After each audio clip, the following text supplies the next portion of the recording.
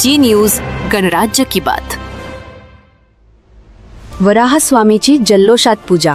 काल अहिल्यानगर शहरामध्ये वराहस्वामी यांची भव्य दिव्य शोभायात्रा सकल हिंदू समाजाच्या माध्यमातून काढत वराहस्वामीसह जल्लोषात पूजन करण्यात आलं।